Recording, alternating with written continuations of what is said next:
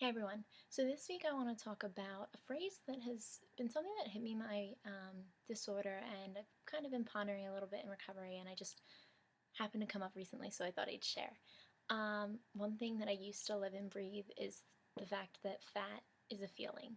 I used to think that literally fat was the worst feeling that there was out of the book. And I remember just arguing with my therapist. Like, I was dead straight. Like, fat is a feeling. Don't tell me otherwise. It is. And when I've talked to people who have eating disorders and they understand, like, it makes so much sense. You just say, oh my gosh, I feel so fat today. And they get you. But then if you talk to somebody who's never had an eating disorder, sure, they can be compassionate and empathetic to a point. But when you try and say that fat is a feeling, they often look at you perplexed, confused, like you're lying, making things up. And that was something that really hit me because that was a feeling that I felt, and I wanted to know why other people didn't feel it. And then this is where my awesome insight came in. I was at the hairdresser yesterday, I got my hair cut, but it was a different hair salon than the one I work at, so I was just talking with them there, and I, of course, was talking about psychology, mental illness, my own eating disorder, and conveniently, the woman, well, not conveniently, but like, what are the odds, that the woman who was cutting my hair, her niece had been bulimic. So we're talking a little bit about my experience, what she experienced for her niece, and the one thing that came up was that same thought, that fat is a feeling. And she's like, I just don't get it. And I heard myself say something that was like so crazy. Like, I didn't even know where it came from. But I wrote it down. It's pretty amazing, in my opinion. So I'm going to read it to you and then expand from that. So I say, fat is not a feeling, but rather it's every feeling. When you find yourself starving yourself, like in my case, you lose connection to all emotions. Everything goes black and numb. So, what is fat, you may ask? Fat is hurt. It's sadness, anger, frustration, blah, awkwardness, jealousy, tears, pain. Fat is the feeling of everything your distorted world blocks out. It's the scapegoat, the fallback. But looking back now, I can see that it was simply the only word I knew to articulate the hell I was in. I think that's actually pretty amazing. Um, Basically, what happens when you're restricting and manipulating your food is the mind literally shuts everything out and you become engrossed in the mental reality of your disorder. And what happens with that, specifically in my own experience of restricting, was all of my emotions numbed out. I could no longer identify when I was sad or upset. I was just so overwhelmed by all of the emotions presenting themselves that it just caused me to binge. It caused me to purge. It caused me to restrict myself, to exercise, to whatever. Um, and I think I like what that says in what I said, that that is not a feeling. It's every feeling. It's the scapegoat, because when you lose touch with what sadness is, with what pain and tears and frustration are, and you don't know what's triggering them, but you find yourself wanting to continue to be that perfect person who's good enough, who's worthy. And in your mind, you think, okay, well, if I have these emotions, these overwhelming feelings that are causing me to act in my distorted eating patterns, then I'm obviously not there yet. I'm not perfect. And so it literally numbs you of all emotion, and it became the scapegoat. I didn't know when I was sad. I knew I was overwhelmed, and I was like, I'm fat. That's it. Simple, straightforward. Because if I'm fat, I know that I can fix that. If I'm sad, I didn't know how to deal with that. I didn't know how to cope.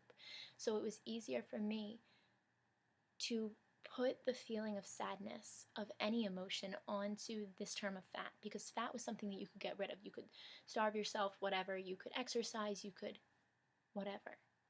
This was what my mom was telling me, was saying that you should go, and that'll be like there, and it wasn't, because fat was never a feeling. Fat was a word that I just used because I didn't know any other words. So then I was thinking about recovery, and I was thinking about kind of how crazy it is if you really think about it. We literally are learning our human emotions. We're learning about ourselves. We are learning that sadness is okay, frustration, anger, hate, jealousy, they may not be the best feelings in the world, but we can get through them and we can cope with them. They're all part of this human experience.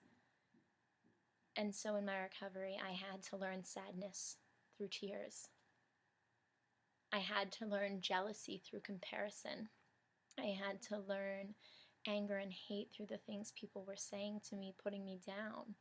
I had to learn the importance of communication and connection from the nights that my phone was glued to my ear, reaching out to others. Every single relapse, every single slip, every single thing that has happened in my recovery, you can't say that it's a failure. You can't say, "Oh, I relapsed. That's a failure, you know.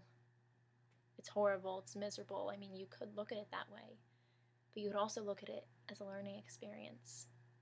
Those slips, they showed me what all my emotions were. They showed me what sadness was, what frustration, what anger. I know I keep repeating the same emotions, but like they taught me in its raw essence the very nature of human emotion. And so the nights that I felt overwhelmed by that feeling, I was able to say that's sadness, that's grief, that's upset, that's whatever. It's pain. But it wasn't really me putting the word on fat anymore, because by putting all of my emotions on fat, I was continuing to give into the disorder and make it something that could be fixable, because fat was something that you could fix. Whereas it's okay to share your emotions, it's okay to have emotions. In fact, one of the scariest but most beautiful things is when we make ourselves so vulnerable to the point where people can see us as we truly are, because we are literally astounding. And that's something that always gets me. Like, beautiful vulnerability is my life. I plan on getting it tattooed on my foot, as I said. It's my username, you know, etc., etc.